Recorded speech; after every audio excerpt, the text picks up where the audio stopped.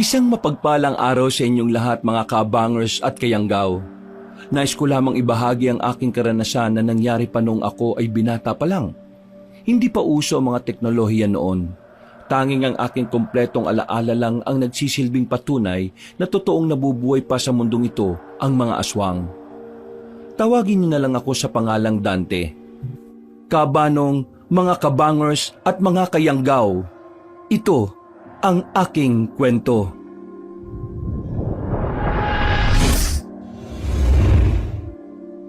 Bago nga pala magsimula ang ating kwento, sana'y mapindot nyo muna ang subscribe button at ang notification bell para lagi kayong nanonotify pag may bago tayong mga kwento. At huwag nyo rin kalilimutan mag-like at comment. Napakalaking tulong po ito sa ating channel para mas makapagatid pa kami sa inyo ng mga magaganda at mga nakakapangilabot na mga kwento. At ngayon, sa ating pagpapatuloy. Ay nako, nakakapagod naman talaga ang buhay na ito. Kagagaling ko lang sa trabaho, ako pa talaga ang magpupuno ng drum na ito. Ay, Diyos ko, hindi ko na talaga masa ng anak kong yun, Palibasa, nagkaroon ng magandang trabaho. Akala niya siguro katulong niya na ako rito. Aling Fatima, pupunin niyo po ba yung drum na yan? Dante. Napadaan ka. Oo Kailangan kong punuin ito kasi wala nang panligo. Alam mo naman, sa susunod pa babalik ang linya ng tubig dito sa Barrio Masigla. Tulungan ko na po kayo. Ay nako, nakakahiya naman sa'yo. Tinulungan mo na nga ako nung nakaraan Tutulungan mo pa ako ngayon. Nakakaabala na. Ano ba naman kayo?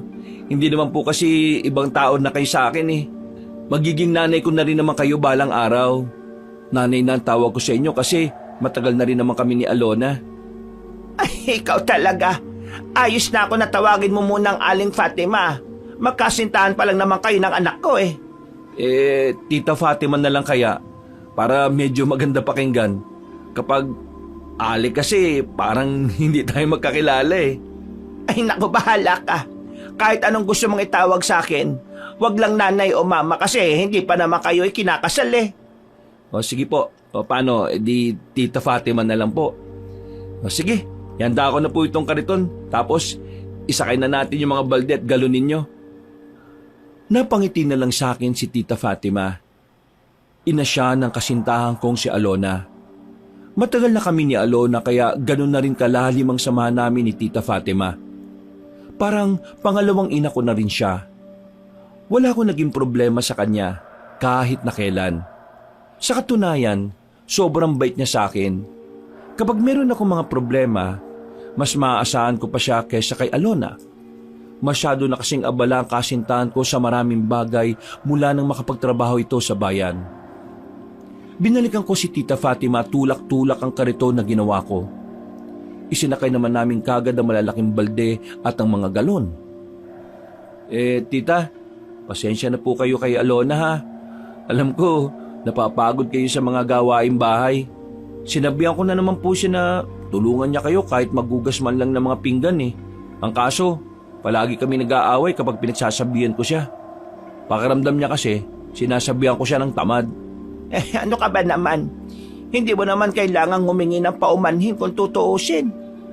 Nagpapasalamat pa nga ako sa iyo Kasi hindi ikaw yung tipo ng lalaki na pababayaan lang ang katamaran ng kasintahan niya. Kaso kasi, ganun ang ugali ni Alona. Ang hirap niyang utusan. Pabuti pa nga nung wala pa siyang trabaho. Nagagawa niya pang magwalis-walis sa bakuran. Dapat ako ang humingi ng paumanin sa iyo kasi kapag nagsama na kayo, inaalala ko na baka ikaw lang din lahat kikilo sa bahay ninyo. Hindi naman po siguro. Baka naman kapag dumating na yung araw na yun matuto na siya. Hindi po ako magsasawang magpaalala sa kanya. May maraming gustong maabot sa buhay ang anak kong yon. Ang dami niyang gustong makuha. Ikaw ba, Dante? Ayos ka lang ba sa kanya? Hindi ka ba niya pinipilit na magbigay ng kung ano-ano sa kanya?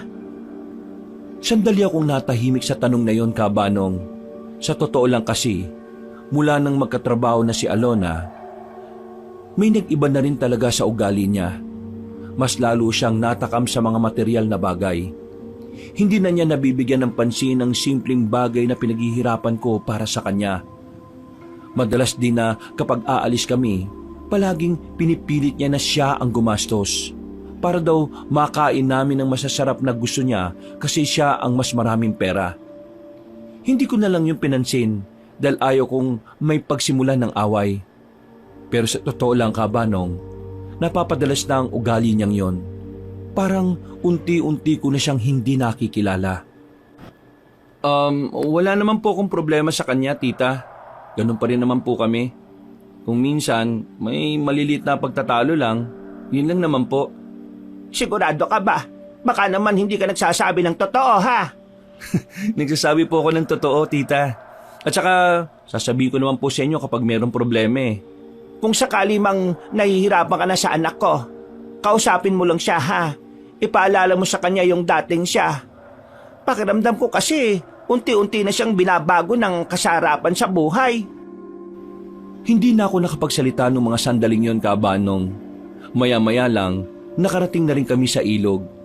Sinimulan kaagad namin ang pagsalok ng tubig.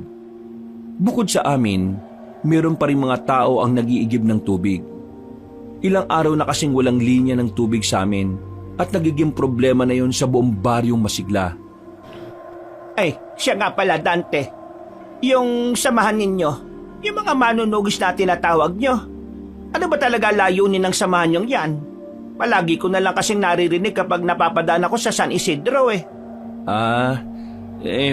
Lahat po ng masasamang nilalang na pwedeng manakit sa mga tao, yun po ang gusto namin pigilan. Pero magdadalawang taon na ang samahan namin, wala naman kaming nakikitang aswang. Ha? Aswang? Yung bang hinahanap ninyo? Opo. May ganun pa ba sa ngayon? Ayon sa mga napagtanungan namin na matatanda, meron pa raw. Pero siyempre, nagtatago sila. Kaya kami, hinahanap namin. Hindi kami tumitigil kasi naniniwala kami na totoong nabubuhay pa sila. Alam mo, maganda yung adhikain ng grupo ninyo. Pero ikaw ha, mag-iingat ka. Kasi baka mamaya hindi aswang ang makalaban ninyo. Ho? Ano pong ibig niyong sabihin? Hindi naman sa ayaw ko sa samahan ninyo. Pero kasi sa samahan ninyo, parang pinapaniwala nyo mga tao na merong aswang talaga eh. Nagdudulot yun ng takot sa mga tao. Baka mamaya kasi, pagbawalan na kayo ng lokal natin. Alam nyo naman kung gaano kasira ulo mga nakaupo. Alam ko naman po yan. Pero huwag po kayong mag-alala. Wala pa naman pong nangyayaring pagbabawal sa amin. Kumusta naman pala kay Alona ang tungkol dyan? Pinag-aawayan nyo pa rin ba yan? Kung minsan po. Pero nasanay na lang po ako. Hindi ko nga po maintindihan minsan eh.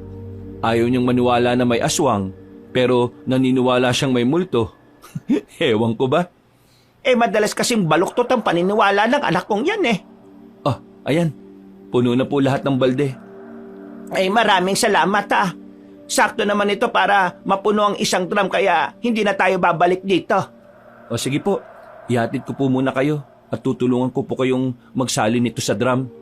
Ay nako, napakabuti mo talagang tao. Maswerte ang anak kong ikaw ang naging kasintahan niya.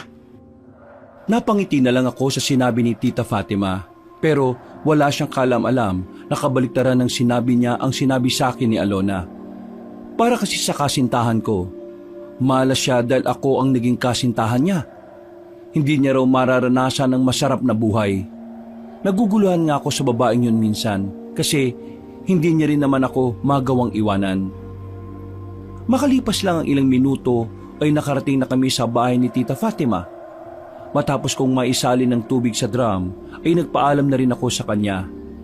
Binigyan pa ako ng 2 ampalaya na kakapitas lang sa likod bahay nila. Nandito na ako. Pagpasok ko sa makalumang bahay na pamana sa akin ng lolo ko, naabutan ko kagad si Jerry na nakahiga sa maalikabok na sofa. Nakatingin siya sa akin na parabang wala siyang gana sa kakahintay sa akin. Saan ka ba galing? Bakit? Dapat ba sabihin ko sa'yo? Nagtatanong lang naman ako eh. Bakit ka nandito? At paano ka nakapasok? Iniwan mo kaya nakabukas yung pinto. Buti nga, mabuting tao nakapasok dito at hindi masamang tao eh. Ha? Mabuting tao na tirador ng tira-tirang pandesal?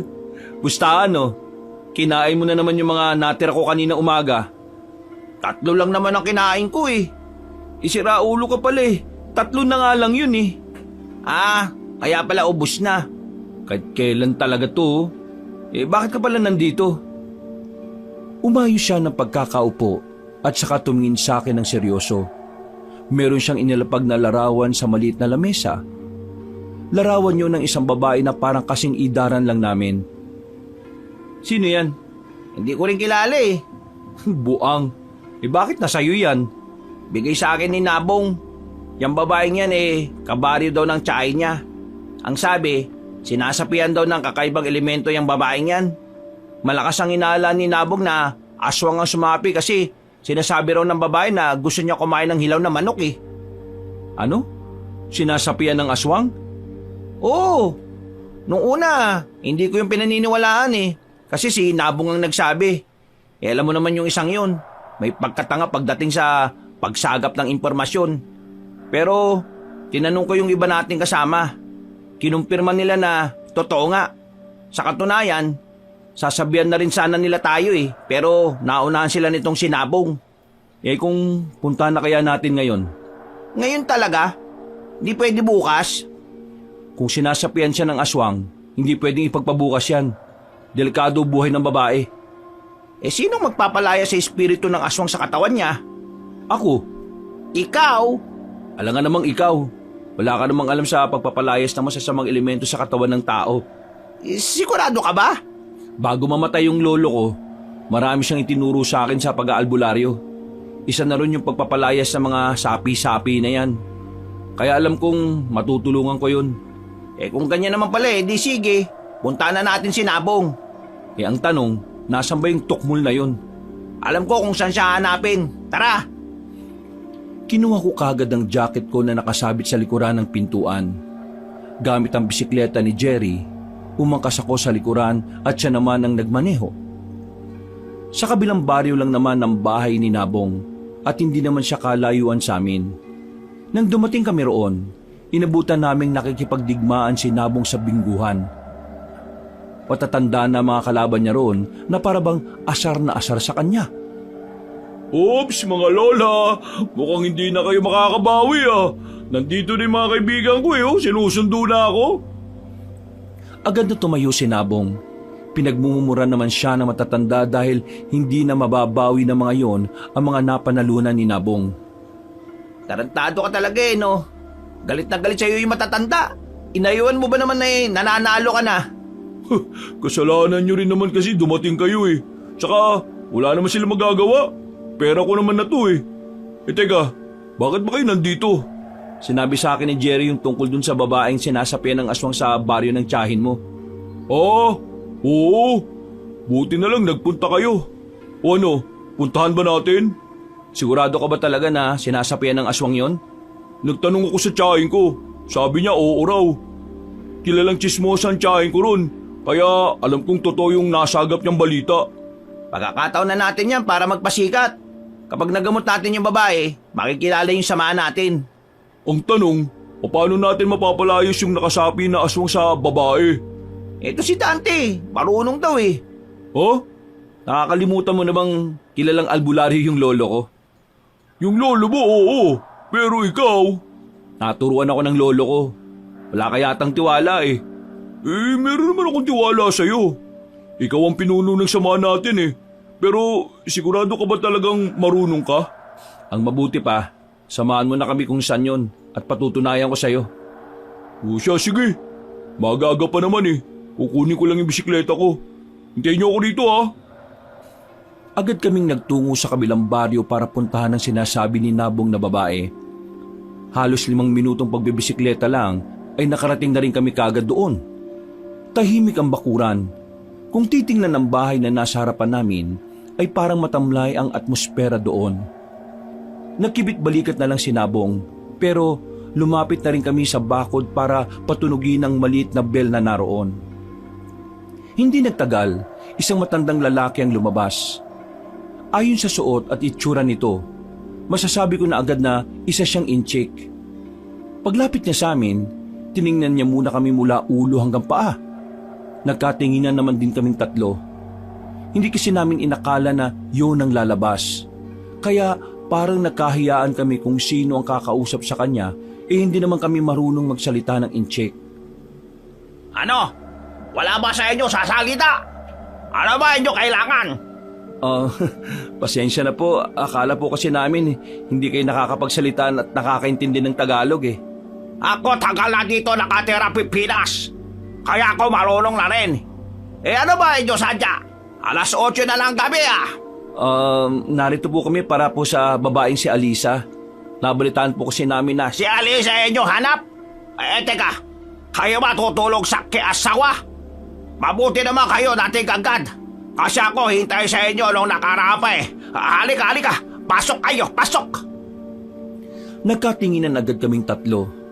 Kahit na medyo nag-aalangan, ay sumunod na lang kami sa matandang inchik.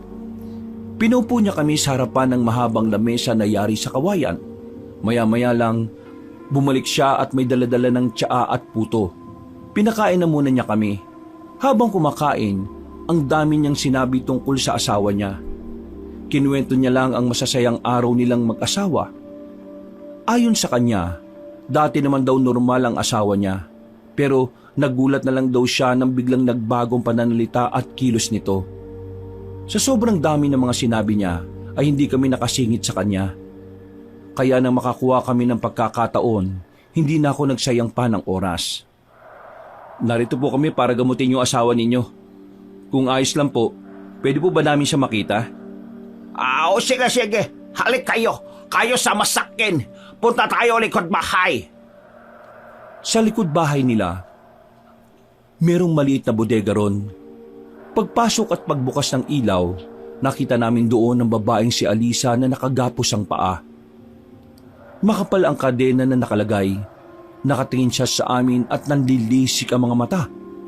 Agad ko namang inilabas ang libro at ang rosaryo na daladala ko. Kami ayos naman ito nakaraang buwan eh. Pero isang umaga paggising ko, kita ko siya ganyan na. Wala na sa sarili. Ako ba inyo matulungan na ibalik asawa ko sa dati? Wag po kayong mag-alala. Ito po kaibigan namin magagawa niya ng paraan. Mas maigi siguro kung simulan na natin. Paano nyo gamutin ang asawa ko? Tutulungan niyo po kami. Ito po ay Biblia. Hawakan niyo po. Basahin niyo po yung tala na babanggitin ko. Kayong dalawa naman mga pre, hawakan niyo yung babae sa magkabilang kamay ha. Sisimulan na natin. Pumwesto na ako sa harapan ng babae. Binuklat ko na ang librong itim. Nakapikit ako pag binabasa ang pahina habang dinadama ang paligid. Masamang elemento na pumasok sa katawan ng babaeng inosente na ito. Lumayas ka ngayon din kung ayaw mong mamatay. Hindi kita titigilan. Dahil ang kapangyarihan ng kabutihan ay mas malakas pa sa kasamaan ng kadiliman. Lumayas ka! Umalis ka! Sa ngalan ng Panginoong Hesukristo, lisanin mo ang katawan ng babaeng... Talantado! Ako ba inyo nilola ko? Ha? Bakit po nyo ginawa yun? Sinisira niyong ritual. Ritual mo mukha mo! Bakit yung ritual asawa ko? Hindi naman siya sapi-sapi. Asawa ko may sila utak, nabaliw, nabuang, hindi sinapian. Mga sila ulo. Kayo sayang oras ko. Kayo wala respeto sa pinagdaanan ng asawa ko. Layas kayo rito, layas! Bago ko kayo tagayin aking katana. Layas! Mga buwisit! Binato niya pa ako ng Biblia sa muka. Nagmamadali kami makalabas ng bakuran nila at agad na lumayo roon. Binatukan ko naman agad si Nabong dahil sa nangyari. Mali-mali na naman kasi ang impormasyon na nakuha niya. Bulilyaso, napahiya pa kami sa matandang inchik na yon. Sa halip na makapagpabango kami ng pangalan, mukhang masisira na kami sa baryong yon. Sira ulo ka rin talaga no? Ang sabi mo sinasapian ng aswang yung babaeng yun. Nabaliw lang naman pala yun. Ano magagawa ko?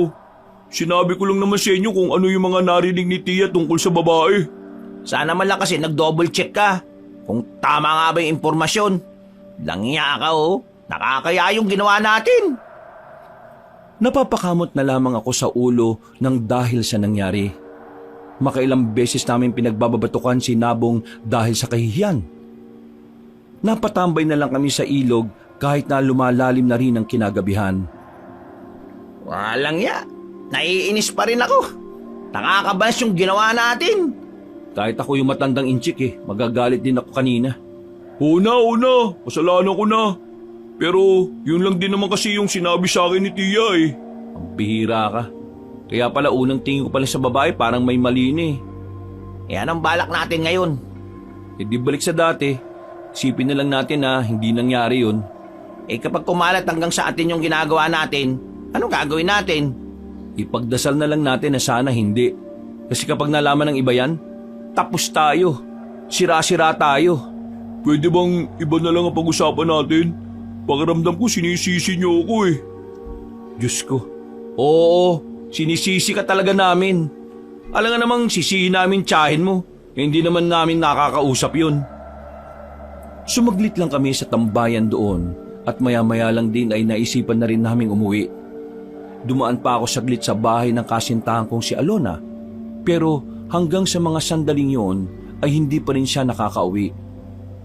Sa mga nakalipas na araw, napapansin ko na napapadalas na ang pag-uwi niya nang wala sa oras.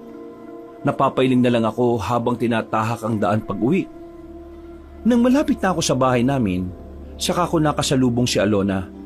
Nilapitan ko siya kagad para kausapin, pero unang salita ko pa lang ay nakaramdam na ako ng pagkairita niya. Alona, bakit ngayon ka lang? Alanganing oras na oh. May pinuntahan lang ako. Pinuntahan? Saan? Pwede bang wag mo muna akong tanungin ng kung ano-ano? Pagod ako. Gusto ko lang munang umuwi at makapagpahinga. Tuwing susubukan kitang makausap, palagi ka nalang pagod. Kapag sa akin ba talaga wala ka ng oras na mailaan? Dante, alam mo naman ang trabaho ko. Kung sino-sinong kinakausap ko sa araw-araw, iba't ibang tao, iba't ibang ugali. Malamang, mapapagod ako. Pero nagagawa mo nga maglaan ng oras sa ibang bagay Kasi yon, nakakapagpasaya sa akin. At ako hindi. Sino magiging masaya sa ganito?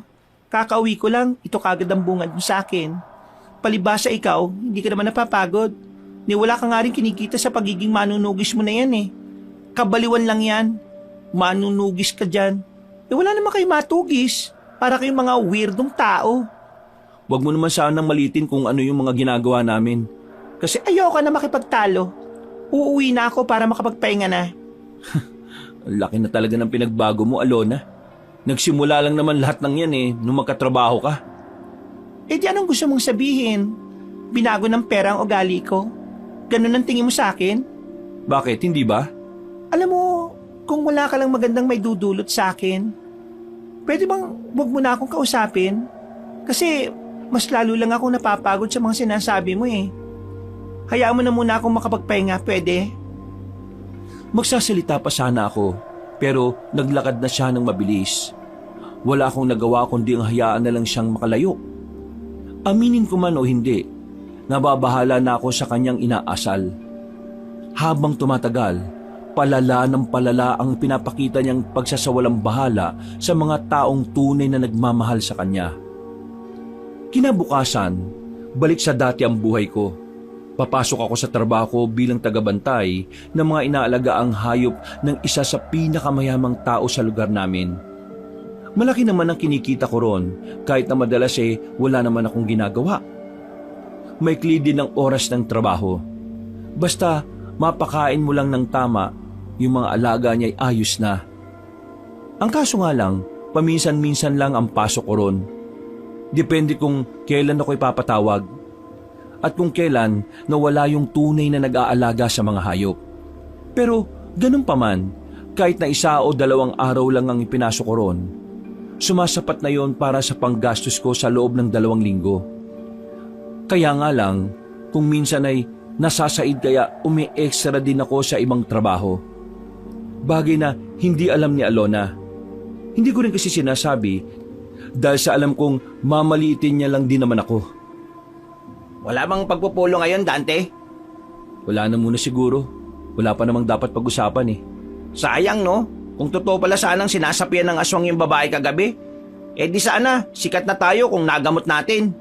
Kung totoo, kaso nagkamali tayo Buisit, nakakaya pa rin. Uy, Dante! Jerry! Napalingon kaming dalawa nang marinig namin ang tawag ni Nabong. Nakasimangot namin siyang hinarap. Hinihingal pa siya na parang sobrang layo ng itinakbo niya papunta sa amin. Oh, ano na naman? May daladala ka na naman katarantaduan, no? Sandali. Mamaya na kayo magsalita. May sasabihin ako mahalaga. Siguraduhin mo lang na mahalaga yan, ha? Kasi sasapakin ko na talaga yung mukha mo kapag kalokohan na naman yan. Hindi. Tungkol to dun sa babae. O di kalokohan nga talaga yan. Hindi to kalokohan. Makinig nga muna kayo kasi. O sige na. Magsalita ka na kasi. Nakahanda na tong kamao ko, ha? Pasensyahan talaga tayo. Yung babae kagabi na pinuntahan natin, hindi pala siya totoong baliw. Nagpapanggap lang siyang baliw para makakuha ng tamang pagkakataon para takasan yung inchik na yun. Nananakit daw kasi yung inchik eh. Oy, ano naman ngayon? Suntukin na kaya kita. Wala na tayong pakialam kung nagpapanggap lang na baliw yun o hindi. Buhay nila yun eh. Bahala sila magsakitan. Manahimik na muna kasi kayo. Wala pa ako sa pinakasasabihin ko eh. Yung babaeng yun, kagabi rin nakatakas. Kanina madaling araw, habang naghihintay ako kay Tia para ihatid siya sa bayan, nakita ko yung babae, natakbo.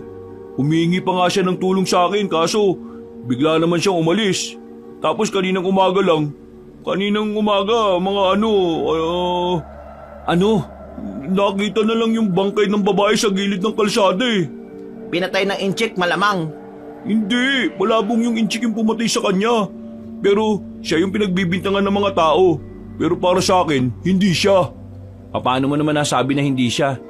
Sabi mo nga nananakit yung inchik. Naalala niyo ba yung nabasa nating libro noon? Yung lumang libro na manipis lang? Yung tungkol sa maalamat na aswang na umiinom ng dugo ng tao?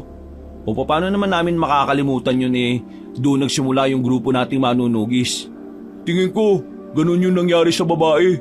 Sobrang tuyot na tuyot kasi siya eh. Payat na payat. Parang sinimot talaga yung dugo niya. Sobrang putla. Nung una hindi ako naniniwala na nawalan siya ng dugo eh. Pero nung nakita ko yung parang butas niya sa bandang pulso sa kamay, doon na ako napaisip. Sigurado ka bang totoo na yung sinasabi mo? Oo nga, totoo nga to. Bakit ba ayaw niyong maniwala? Gusto ko makita yung katawan ng babae. Kung ganun di sumama kayo sa akin. Kilala ng tiyahin ko yung pinagdalang morgue sa babae. Wala kaming sinayang na pagkakataon ng mga sandaling yon, Kabanong. Mabilis namin pinuntahan ng morgue. Nakasaklob na ng kulay itim na tela ang bangkay at sisimulan na sanang imbalsamuhin. Pero buti na lang ay nakakuntsaba namin ang lalaki para sandaling matingnan ang bangkay. Tiningnan ko ang pulso sa bandang kamay. Doon ko nakita ang 2 butas na parang gawa ng mahabang pangil. Lumabas kami kagad matapos kong makumpirma sa sarili ko. O ano? Anong tingin mo? Mga tol, tingin ko magkakaroon na ng buhay ang samahan natin. Bakit? Sigurado ka na bang aswangin dumali sa babaeng yon? Di ako pwede magkamali. Pero ganun yung nasa librong nabasa natin eh. Iba't ibang emosyon ang naramdaman namin ng mga sandaling yon. Nababahala, natatakot at nasasabik. Nababahala kami dahil alam namin na ang ganong uri ng pagpatay ng aswang ay hindi pangkaraniwan. Iba ang level ng aswang na gumagawa ng ganon. Natatakot kami dahil kapag nagkataon, kami ang samahan na makakaharap ng aswang. At kung mangyayari yon, aminado kaming mahihirapan kami dahil karamihan sa amin ay puro bago. Pero sa kabilang banda, nakakaramdam din naman kami ng kasabikan. Dahil kung sakaling mapatay namin ang aswang na yon, paniguradong makikilala ang samahan na binubuo namin. Dahil sa posibilidad na baka aswang nga ang pumaslan sa babae, napatawag agad ako ng pagpupulong. Lahat ng miyembro ng samahan namin ay inabisuhan namin para sa posibilidad na inkwentro sa mga aswang. Kinagabihan, sinimulan namin ang pagroronda sa kagubatan. Nilibot namin ang kasukalan ng gubat, kung saan-saan na rin kami nagsusuot. Inabot na kami ng madaling araw sa kakahanap sa aswang. Pero sa kasamaang palad, wala namang kaming napala. Kahit na bakas lang ng aswang ay wala kaming nakita. Bandang 4:00 na ng madaling araw na mag-uwi na ang mga kasamahan namin. Noong mga sandaling yon, nagpaiwan na muna kaming 3 sa ilog para magpahinga. Napagod lang tayo. Wala naman tayong napala sa pagroronda natin. Hindi naman natin agad mahahanap ang aswang sa isang ronda lang. Kaya kung hindi natin siya nakita ngayon, siguro sa ibang araw. Tama si Dante. Hindi lahat nakukuha sa isang subok. At saka, aswang ang hinahanap natin. Alam naman natin na ang aswang ay mailap sa mga tao. Magtatago talaga ang mga yun. Pero, paano kung malakas ang aswang na hinahanap natin at mapahamak lang tayo? Bakit? Ngayon ko pa ba nag-aalinlangan? Naduduwag ka na ba ngayon? Kung kailan malapit na nating makamit yung pagkilala na matagal na nating inaasam? Hindi ako natuduwag. Sinasabi ko lang delikado na wala tayong alam sa hinahanap natin. Ang alam lang natin, aswang siya na umiinom ng dugo. Yun lang. Kaya nga natin hinahanap para magkaroon tayo ng nalalaman tungkol sa aswang na yun eh. Pambihira ka naman oh. Ito lang ang tanging paraan para mas lumawak ang pangunawa natin tungkol sa mga aswang. Ang makita sila ng aktwal. Kung sa bagay, Pero naawa pa rin ako dun sa babae. Sinasaktan na nga siya ng inchik na yun. Dinali pa siya ng aswang. Napakasaklap ng buhay niya. ganun talaga. Napunta siya sa siraulong tao Ay, siya nga pala. Hindi ba natin sasabihin sa iba na baka aswang yung dumali sa babae? Alam mo naman na hindi lahat ng tao dito sa atin ay bukas sa usaping aswang. Magiging katatawanan lang tayo sa iba.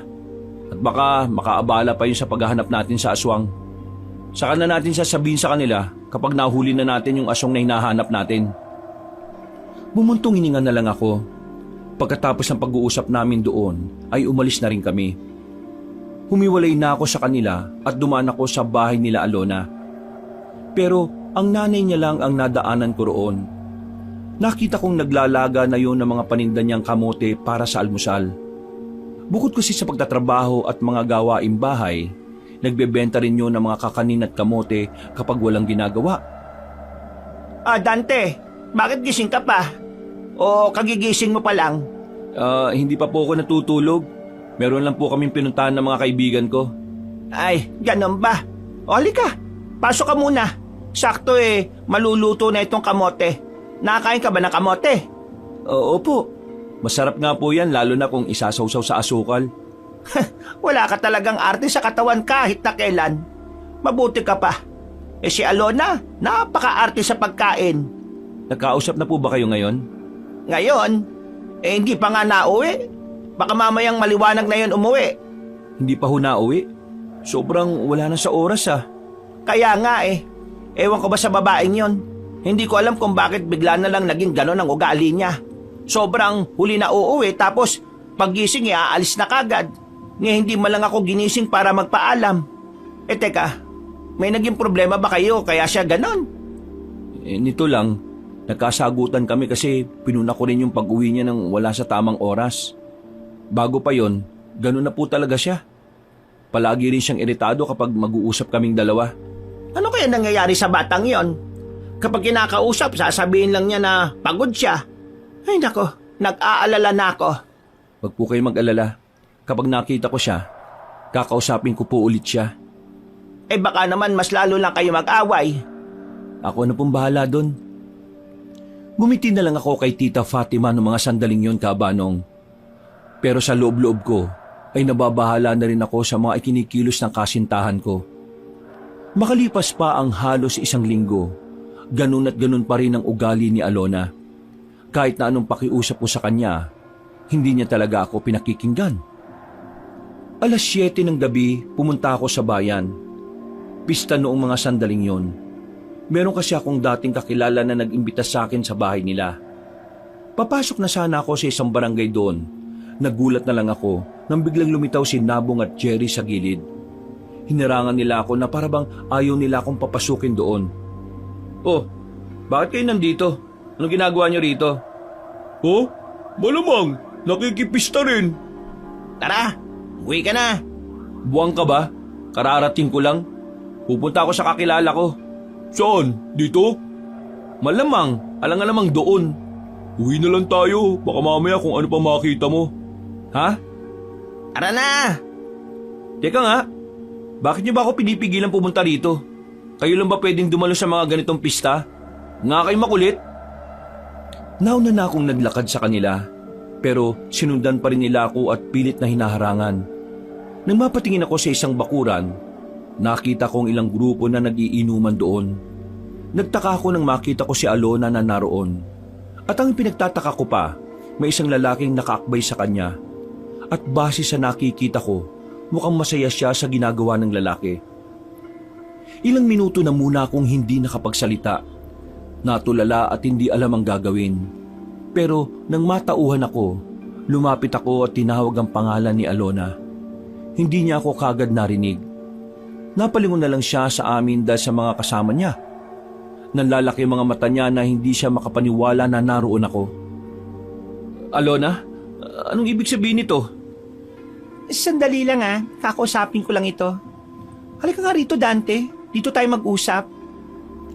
Tumayo siya, tinawakan ako para ilayo roon. Hindi na rin sumunod sa amin ang dalawa kong kaibigan. Nang bitiwan ako ni Alona, ay saka lang siya nagsalita. Wala yon, kaibigan ko lang yon. Oo, kaibigan. Malapit lang talaga kami sa isa't isa kasi gano'n naman talaga ang kaibigan, di ba? Ginagawa mo ba akong tanga, Alona? May kaibigan bang nahalik sa lig ng kaibigan niya? Anong humahalik? Lasing ka ba? Ikaw ang lasing. Amoy alak ka na oh. Umuwi ka na nga. Mamaya pa ako uuwi. O tapos ano? Makikipaglandian ka sa lalaking yon? Umuwi ka na. Nakakahiya ka. Ako pa nakakahiya. Ikaw itong nakikipaglandian sa ibang lalaki. Ano ba problema mo? Ikaw. Ikaw ang problema ko. Ako? Pagod na akong intindihan ng pagod na akong intindihan ng kagaya mong parang walang pangarap na guminhawa sa buhay. Wala ka man lang magandang trabaho para mabigyan ako ng magandang buhay eh. Inggit na inggit ako sa ibang babae dyan kasi yung mga kasintahan nila, kaya silang dalhin sa mamahaling resto. Samantalang ikaw, hindi mo man lang ako kahit may pasyal sa ibang lugar. Eh kasi, wala kang pera, wala kang pangarap sa buhay. Ako, meron. Kaya ba naghahanap ka ng ibang lalaki? Bakit mayaman ba yon? Mapera ba yon? Dinala ka na ba nun sa mamahaling kainan? Oo, lahat nasa kanya na. Yun na ba yung bago mo? Oo, kasi ayaw ko na sa'yo. Wala kang kwenta. Wala kang pakinabang sa akin. Pinagsisisihan ko kung bakit pa kita sinagot noon. Pera na lang ba talaga nagbibigay sa'yo ng kahulugan sa maraming bagay? Yun lang ba talaga, Alona, ang habol mo sa isang relasyon? Hindi mo ko maintindihan, Dante. Ikaw kasi, kontento ka na sa buhay mong ganyan. Ako hindi. Gusto kong umunlad. Kaya bahala ka na sa buhay mo. Mag-isa ka. Maghanap ka na lang din ng babaeng mas mababa pa sa'yo. Ay, di ko inakala na darating ka sa ganitong punto, Alona. Hindi ka ganito eh. Maunawain ka at talagang mapagmahal ka dati. Hindi ka ganito. Paano hindi ako magiging ganito? Sagad na ako sa kakaunawa sa'yo. Ngayon, umalis ka na kasi nakahanap na ako ng taong sasamahan ako habang buhay. Kapal din pala ng mukha mong babae ka eh, no? Huwag kang ang epal. Jerry naman, huwag ka nang makisali. Pabayaan mo ko. Usapin ko lang tong babaeng to. Hoy, Alona, para sabihin ko sa iyo sobrang kapal ng mukha mo. Wala kang karapatang maliitin tong kaibigan namin Kasi, nung ikaw ang walang-wala, yung katiting na kinikita nito ni Dante, binibigay niya sa'yo. Tinutulungan ka rin niya para makahanap ka ng trabaho. Tapos, sasabihin mong wala siyang kwenta at walang pakinabang? Ang sabihin mo, tapos mo na kasing gamitin siya. Sobrang kapal talaga ng mukha mo. Mas makapal pa sa 10,000 pinagpatong-patong. Eh kesa naman sa'yo. At wala ka rin puso, malandi ka. Yung nanay mo hirap na hirap sa kakatrabaho tapos ikaw, hindi mo man lang magawang makapagbigay. Lahat ng pera mo iyo lang. Napakawalang kwenta mong anak. Makati ka na nga, ang asim mo pa. Kaya ikaw, Dante huwag mong iiyakan ng hinayupak na to Pabayaan mo siyang lumandi sa iba. Para kapag nahawa ng sakit, mamamatay ka agad yan. Ang kapal na mukha mo magsalita sa akin ng ganyan. Mukha ka namang aswang eh. Sana nga makita na namin yung aswang na hinahanap namin tapos ikaw naman ang isunod na madali. Para naman mabawasan na sa mundong ito mga babaeng malalandit manggagamit na katulad mo. Hindi na ako nakapagsalita noon ng mga sandaling yon, Kabanong. Lalong-lalo na si Alona na natameme na lang sa lahat ng sinabi ni Jerry. Matapos yon, ay agad na rin niya akong hinila paalis. Paglabas namin ng barangay na yon ay saka ko lang naramdaman ng sakit. Habang naglalakad kami sa gilid ng kalsada, iyak lang ako ng iyak. Pero natigilan na lang ako sa pag-iyak ko nang marinig namin ang malakas na angin ng aswang. Hindi namin alam kung saan yun nanggagaling, kaya sa halip na iiyak pa ako ay itinago ko na muna para mapakinggan ng maigi ang angil na yon. Nagmamadali naming hinanap kung saan nagmumula ang malakas na angil. Hindi na namin namalay na unti-unti na pala kami napapalayo sa mataong lugar ng bayan. Nakapasok na kami sa kagubatan. Pakiramdam ko, doon talaga kami dinala ng mga paa namin. Marahang kaming naglalakad, kinakabahan, nababahala sa maaring mangyari. Pero sa kabila nun, may kasabikan kaming nararamdaman. Hindi nga nagtagal, narinig na naman namin ang angil, pero sa pagkakataong yon, hindi na gaanong malakas. Nang marating na namin ang sagingan kung saan direktang tumatama roon ang sinag ng buwan, nakita namin ang isang aswang na nasa gilid ng babaeng wala ng malay. Nasa bibig ng aswang ang kamay ng babae at abalang-abala sa pagsipsip. Hoy, bitiwan mo yan, bugok ka! Nang sumigaw ako ng malakas, tila na alarma ang aswang. Humarap siya sa amin. Pero dahil hindi naman sapat ang liwanag ng buwan, ay hindi namin nakita ang mukha nito. Umangil siya ng malakas nang makitang papalapit na kami. Dumampot naman kaming tatlo ng sanga na pwedeng ipalo. Ang kaso nga lang, bago pa kami makalapit, ay agad nang tumakbo ang aswang. Mga pre, buhay pa itong babae. May pulso ba? Mukhang sumakto yung dating natin dahil hindi pa maraming dugo ang nawawala sa kanya. Okay na, bubuhatin ko na. Dalhin niyo sa pamunuan yan. Ahabulin ko lang yung aswang. Buwang ka ba? Wala kang dalang sandata. Ang malaga ngayon, napatunayan na talaga natin na totoo yung aswang. Na totoong nagbalik na sila. Unahin na muna natin tong babae. Kahit nasabik na akong makaharap ang aswang noong mga sandaling yon, Kabanong, ay nakinig na lang ako kay Jerry. Dinala namin ang babae sa harap ng pamunuan ng bayan. Inilagay namin ang babae sa daan nang walang nakakakita sa amin. Maya-maya lang, may mga nakakita na sa babae at agad naman itong inasikaso. Pwede naman nating sabihin na tayo ang nagligtas sa babae. At pwede rin nilang isipin na tayong may gawa nun sa kanya. Lalo pat hindi naman sila naniniwala na aswang ang may kagagawa nun sa babae. Ang mahalaga naman ngayon, nailigtas natin siya. Sayang, hindi natin nahabol yung aswang kanina. Sa susunod, hindi ko nahahayaan na makawala pa siya sa atin. Huwag ka pa dalos-dalos, pre. Kanina, hindi ko alam kung bakit sobrang lakas ng kaba ko.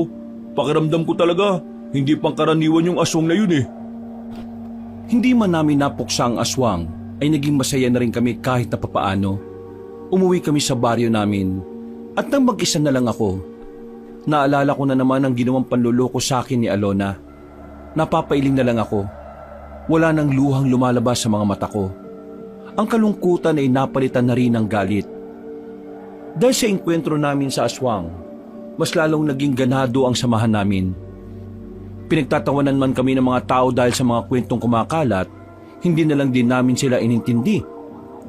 Sinimulan na rin namin ang matinding pagsasanay bilang paghahanda sa paghaharap namin sa aswang. Kahit papaano ay nagkaroon ng magandang progreso ang mga ginagawa namin dahil lahat sila ay natututo naman.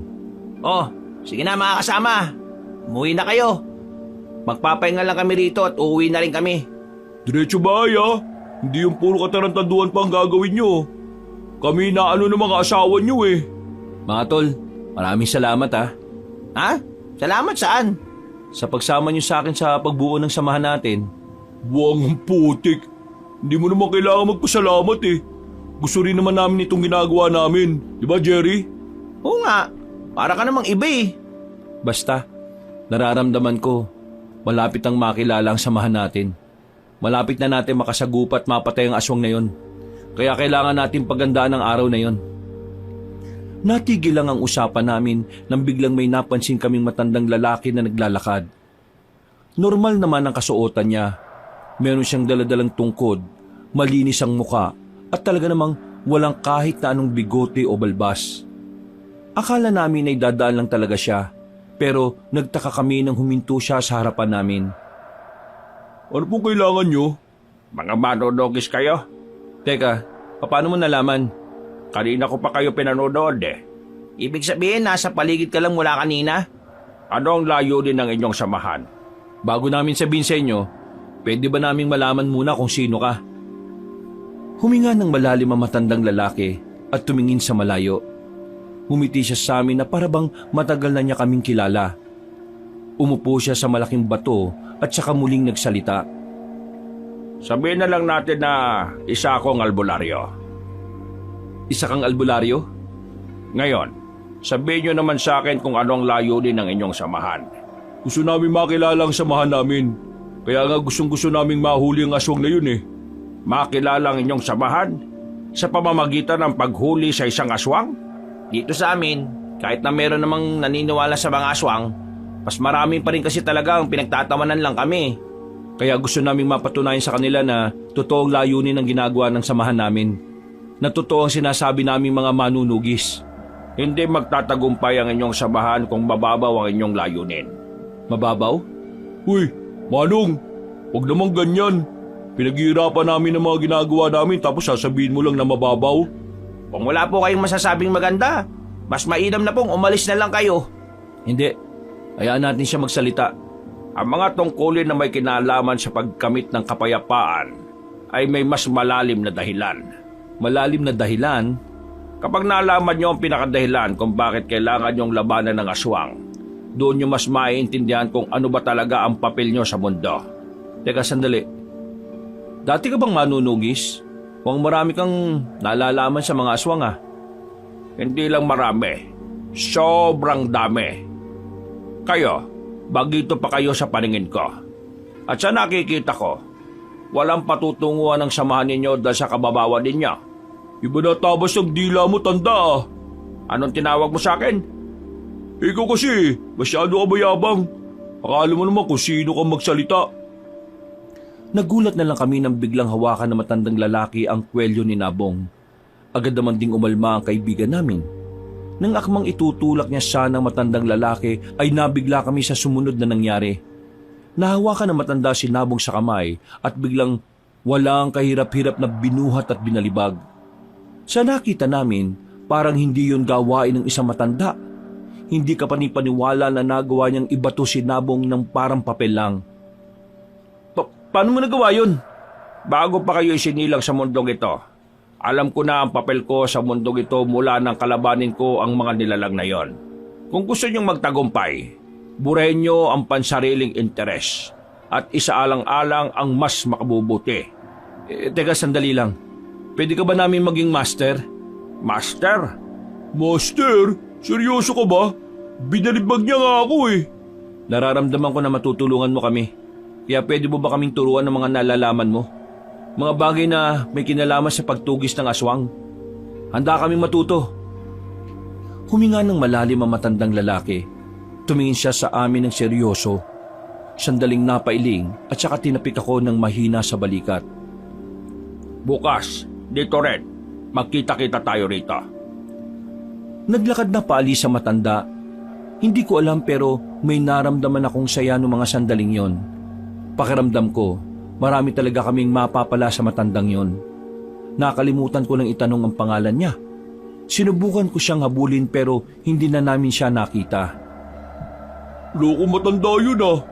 Mukhang hindi talaga siya pangkaraniwan. Bukas, pupunta tayong 3 ah. Walang dahilan para hindi magpunta. Matapos niya akong ibalibag. Kasalanan mo rin naman kasi, sira ulo ka eh. Naglakad na lang kami pauwi. Habang naglalakad kami, hindi namin maiwasang hindi pag-usapan ng aswang. Nalibang na kami sa pag-uusap, kaya naiba na rin ang direksyon namin. Laking pagtataka rin namin dahil hindi naman kami naligaw doon noon. Malapit lang din kasi yon sa baryo namin. Maalang ya, pinaglalaro na yata tayo ng mga engkanto eh. Kanina pa tayo dito lakad ng lakad pero wala pa rin tayo sa kalsada. Hindi kaya naingayan sila sa atin? Mga engkanto! Kung naririnig nyo kami, nakikiusap ako sa inyo. Huwag nyo naman kaming paglaruan, no? Kailangan namin makauwi sa amin dahil may kailangan din kaming gawin bukas. Walang kahit na anong tugon sa amin. Ipinagpatuloy na namin ang paglalakad. Sa hindi namin malamang dahilan, meron na kaming natanaw na isang lumang tulay. Isang tulay na hindi naman namin nakikita noon. Kaya naman labis ang pagtataka namin, pero dumaan pa rin kami roon. Sa paglalakad pa namin, meron na kaming natanaw na isang lumang bahay rin. 2 palapag ang bahay. At kahit luma na yon, katakataka na medyo may kalinisan ng bakuran. Hindi kami kagad lumapit. Nag-obserba muna kami. Nang akalain naming wala namang tao, marahan kaming naglakad palapit habang nakahawak sa mga sandata namin. Papasok pa lang sana kami, pero nakita na lang namin ng isang matandang lalaki na lumabas sa pintuan. Hindi namin makita ang mukha dahil madilim sa parting yon. Sino kayo at anong ginagawa niyo rito? Ikaw ang dapat naming tanungin yan. Sino ka? Anong ginagawa mo sa bahay na yan? Ako ang may-ari ng bahay na ito. Kaya kahit na anong oras ay pwede akong magpunta rito. Sandali, manunugis ba kayo? Paano mo nalaman? Hindi sumagot ang matandang lalaki. Biglang namayani ang katahimikan. Nakaramdam na lang kami ng kaba at nadagdagan pa ito dahil sa malamig na simoy ng hangin. Kinutuban na ako ng masama. Nang bubunutin ko na ang sandata ko, ay bigla niya akong sinipa ng malakas. Tama nga ang hinala ko ng mga sandaling yon. Ang matandang nakaharap namin ay isang aswang. Hinabol ng 2 ang matandang aswang na yon, pero hindi rin nila inabutan. Masyado raw yung mabilis. Tumalon din ang mataas sa mga sanga at puno. Buisit, siguro siya yung aswang na nakita nating humihigop ng dugo sa babae. Kung pagmamayari niya nga yung bahay na ito, pasukin natin sa loob. Baka meron tayong malaman tungkol sa kanya. Pumasok kami sa bahay na yon. Naghalungkat kami pero wala naman kaming nakitang kahit na ano na may kinalaman sa mga aswang. Paglabas namin ng bahay, meron kaming natapakan na bagay sa ibaba. Pagdampot ko, isang pitaka. Lumang pitaka na walang laman na kahit na ano, maliban na lang sa nag-iisang larawan. Nang makalabas na kami ng kagubatan, saka lang namin nakita ang mukha na nasa larawan. Nabasa namin ang nasa larawan at nalaman naming 3 taon na pala mula nang ipadevelop yon. Pagtingin naman namin sa mukha ng nasa larawan ay pare-pareho kaming nagtaka sa aming nakita. Teka Dante, di ba ito yung matandang albularyo na nakausap natin kanina? Oo nga mukha niya eh. Pero galing sa aswang ang larawan na to ha. E di, isa lang ang ibig sabihin yan. Yung nakausap natin matanda sa gubat kanina at yung sumipa sa'yo iisa. Yung albularyo at aswang ay iisa rin. Pero paano nangyari yon? Ano pa paanong mangyayari yun? E di malamang, nagpapanggap siyang albularyo para makapambiktima. Hindi. Iba yung pakiramdam ko sa albularyong nakausap natin kumpara sa nakausap natin kaninang aswang. Sinasabi mo bang magkaiba sila? Tingnan mo nga pre. Yan na yan yung mukha Pre, magising ka nga. Aswang yung albularyo. Kamukhang kamukha niya yung nandyan sa larawan. Paano yan? Pupunta pa ba tayo bukas? Kung totoong aswang ngayong albularyo na nakausap natin, yun ang pagkakataon natin para mahuli siya. Samantalahin na natin. Kinabukasan ng hapon, wala kaming sinayang na oras. Kahit na kinakabahan at medyo nababahala, pumunta kami sa napag-usapang lugar kung saan kikitain namin ang matandang albularyo. Dala-dala rin namin ang mga sandata namin at sa katunayan, napagplanuhan na rin namin kung papaano siya huhulihin. Pagdating namin sa lugar ay wala pang matanda. Kanina pa tayo dito. Darating pa kaya yung isang yun? Baka hindi na. Nabuko na natin yung tinatago niyang sikreto eh. Nararamdaman ko darating siya. Kaya ihandaan niyo yung sarili niyo. Kakayanin ba talaga natin siya? 3 tayo, mag-isa lang siya. Kung sabay-sabay tayong aatake sa kanya, hindi yun magiging mahirap para sa atin. Naghintay pa kami ng halos kalahating oras. Saktong 5:00 ng hapon, nakita na namin na matandang lalaki. Ganun na ganun pa rin ang suot niya. Dala niya pa rin ang tungkod niya. Umawak na kami sa mga sandata namin. Napansin niya yon, kaya tumigil siya ng ilang metro na lang ang pagitan namin sa kanya. Sandali, ano nangyayari? Diyan ka lang muna. Meron lang kami itatanong sa'yo. Sagutin mo lang na maayos. Magpakatotoo ka. Kung hindi, mapipilitan kaming paslangin ka ngayon din. Paslangin? Totoo ba talagang albularyo ka o nagpapanggap ka lang para makapambiktima ka? Ha? Anong pinagsasasabi mo? Sumagot ka! Isa akong albularyo at matagal lang ganito ang ginagawa ko. Kung isa kang tunay na albularyo, anong ginagawa mo sa bahay na yon? Saang bahay? Huwag ka na magkaila pa. Nagulat na lang kami nang biglang umatake na si Nabong. Tinaga niya matanda pero agad din naman yung nakailag. Ako naman ang sumunod pero hindi rin ako makatama. Kakaiba ang pag-ilag na ginawa ng matanda. Parang hindi siya matanda kung kumilos. Mga pre, kalma! Anong kalma? Siya ang aswang na nakita natin. Hindi tayo pwedeng kumalma ngayon. Kailangan nating tugisin ang isang yan. Sandali lang! Magpapaliwanag ako! Pagpapaliwanag? Wala ka nang dapat ipagpaliwanag. Aswang ka! Hindi ako aswang! Hindi namin siya pinakinggan noong mga sandaling yon, Kabanong. Pinagpatuloy namin ang pag-atake sa kanya. Pero kahit na anong gawin, hindi namin siya magawang tamaan. Hindi talaga basa-basa ang mga galaw niya. Kalkulado bawat kilos. Maya-maya lang, nakakuha ng tamang pagkakataon ng matanda. Sinuntok niya ako sa tagiliran. Namilipit ako sa sakit kaya napaupo ko sa sahig. Habang sinabong naman, walang pakundangan pa rin sa paglait. Pero kalaunan, binalibag lang din siya na matanda sa katawan ng malapad na puno. Ano? Iisa ka rin? Ha?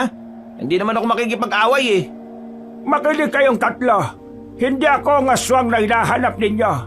Kung ako ang aswang, hindi ko na sana kayo pinuntahan rito para turuan at sanayin. Kung hindi ka aswang, paano mo ipapaliwanag ang larawan na nakita namin? Ang aswang na nakita nyo na kamukhang kamukha ko ay ang aking kakambal. Kakambal? Kakambal? Malaking kalokohan. Palusot lang yan ng mga taong nahuhuli na. Kung ayaw nyong maniwala, tingnan nyo ang larawan na ito. Inabot sa akin na matanda ang isa pang larawan na kung saan naroon siya at isa pang kamukha niya. Dahil doon ay tuluyan na rin kaming nakumbinsi. Napapakamot na lang kami ni Nabong sa ulo dahil sa kahihiyan. Hindi na tuloy kami makatingin ng mata sa mata. Ang kulit nyo kasi, sabi ng kumalma kayo eh. Pasensya na po ah. Hindi namin alam. Ang naisip lang talaga namin kanina mapuksa ang aswang eh.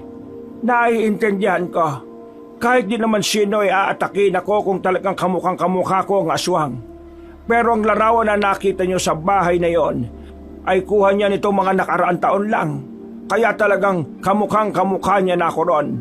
Teka, bakit ka nagkaroon ng kakambal na aswang? Siya lang ba ang aswang sa pamilya ninyo? Mga bata pa lang kami. Iba na talaga ang pananaw ni Leonardo sa buhay. Iniisip niya noon pa na mas maganda kung ang isang tao ay mabubuhay ng mas matagal. Nang magbinata na kami, minana ko ang pagiging albularyo sa ama namin. Habang si Leonardo naman, naiba ang landas niya. Natuklasan niya ang tungkol sa mga aswang. Pinag-aralan niya yon nang hindi namin alam. Hanggang sa isang araw, bumalik siya sa amin at sinabi niyang magiging immortal na siya. Nagpayanggaw siya sa nakilala niyang aswang sa gubat. Sa madaling salita, naging aswang siya. Itinago namin siya at inilayo sa taong bayan. Pero hindi palaging iisa lang ang daloy ng hangin sa buhay namin. Nagbago ang landas ni Leonardo nang minsang makakain siya ng buhay na kambing. Dito niya natuklasan na mas lalakas siya kapag kumakain siya ng kumakain ng mga laman. Pero ligid sa kaalaman niya na hindi siya naging immortal kahit na naging aswang siya. Sinubukan namin siyang ulihin nang mapagtanto niya na maaari namin siyang mapatay. Tumakas siya at nagtago-tago. Pero nitong mga nakaraang taon lang, nagkita kami ulit. Akala ko magiging maayos na siya dahil pumayag siyang manirahan sa bahay na yon kasama ko. Pero ang gusto niya lang palang makuha sa akin ay ang isang anting-anting. Hindi niya yun nakuha, kaya tumakas naman siya at di na nagpakita sa akin. Hindi agad kami nakapagsalita sa mga sinabi niya, Kabanong. Medyo namangha at nakaramdam kami ng lungkot sa sinapit nilang magkapatid. Pero nang tingnan ko ang mukha na matanda, nakita at naramdaman ko sa kanya ang determinasyon na mahuli ang kanyang kakambal. Kayo po bang uhulit papas lang sa kanya? Matagal ko nang ginawa yon, pero hindi lang ako nagkaroon ng tamang pagkakataon. Kaya sa sinabi niyong nakita niyo siya, muli akong nabuhayan ng loob. Nitong mga nakaraan lang, meron siyang biniktimang babae. Buti na lang naligtas namin. Mga babae ang punterya niya. Dahil ang dugot laman ng babae ay mas nakapagbibigay ng kakaibang lakas sa kanyang katawan. Anong balak mo ngayon? Gusto ko kayong sanayin kung paano bumaslang ng mga aswang. Kailangan ko ng mga makakatulong sa akin. Dahil nararamdaman ko sa mga susunod na araw, hindi lang si Leonardo ang makikita nating aswang sa lansangan. Ibig niyo magsabihin, Marami ang mga aswang, pero naghihintay lang sila ng tamang pagkakataon. ano ba talaga ang motibo nila sa mga tao? Ang tanging layunin na nakikita ko, magpapalakas sila ng magpapalakas gamit ang mga tao. At yon ang dapat nating pigilan. Ngayon, sabihin niyo sa akin, handa ba kayo magsanay sa ilalim ng aking pamumuno? Nagkatinginan kami magkakaibigan. Pare-pareho kaming sumang-ayon doon. Alam namin na kailangan namin ng tulong ng isang veteranong mangpupuksa ng mga aswang. Kalaunan, sinabi na rin niya ang kanyang pangalan. Siya daw ay si Mang Carpio, isang malakas at mahusay na albularyo na manunugis. Buong buhay niya ay inialay niya sa kanyang tungkulin. Kaya nung mga sandaling yon, itinaya na rin namin ang aming tiwala sa kanya. Sana ay marami kayong natutunan sa mga tinuro ko sa inyo. Pero hindi pa dyan nagtatapos ang lahat. Bukas ay meron din ako ituturo sa inyo ng mga bago. Hindi ko kayo titipirin sa mga kaalaman dahil nakikita kong mabilis kayong makasunod sa akin. Maraming salamat po ulit, Mang Carpio. At pasensya na po talaga kanina. Huwag yun ang isipin ang bagay na yon. Ang mahalaga ay magkakasundo tayo. Pag po kayo mag-alala, yung tinuro niyo po sa amin ay ituturo din namin sa iba pa namin kasama. Sigurado mas lalong lalakas ang loob ng mga kasama namin kapag nakakuha na sila ng bagong kaalaman. At sana, mas dumami pa tayo. Pero ito lang ang gusto kong ipaalala sa inyo. Huwag na huwag kayong magiging kampante. Ngayong sisimulan nyo ng pasukin ang tunay na laban, kahit na pagtulog nyo ay dapat alerto kayo. Napabuntong hininga na lang kami at napatango sa kanyang sinabi. Matapos ang pag-uusap namin, ay nagpaalam na rin si Mang Carpio sa amin. Kami naman ay naglakad na din pauwi. Habang tinatahak ang daan, hindi namin maiwasang hindi pag-usapan na matanda. Kahit kasi napatunayan naming hindi naman siya aswang, pakiramdam namin ay may kakaiba pa rin sa kanya. Alam nyo, parang may kapangyarihan si Mang Carpio. Napansin ko nga rin kanina Parang hindi siya napapagod. Tapos nakita niyo yung talon niya? Hindi normal Nadinig niyo naman kanina, di ba? Meron siyang anting-anting na gustong kunin ng kakambal niya. Baka kanina, yun din ang gamit niya. Naiisip ko nga rin paano niya kaya papaslangin ng aswang na yun kakambal niya yun. Baka kaya niya tayo kinailangan kasi gusto niya na tayo ang pumaslang sa aswang na yun. Kasi di ba, kapatid niya rin yun kahit na anong mangyari. Mahirap yun para sa kanya. Oo, may punto ka rin sa wakas. Bago ko ubuwi sa amin ay napadaan ako sa bahay nila Alona. Kagaya ng dati, wala na naman siya roon kahit gabing-gabi na. Tanging si Tita Fatima lang ang nakita ko roon. Hindi ko na lang sana papansinin si Tita Fatima dahil gusto ko na rin makapagpahinga. Pero nagulat ako nang bigla niya akong tinawag. Dante, alika rito. Oh, Tita Fatima, bakit po gising pa kayo?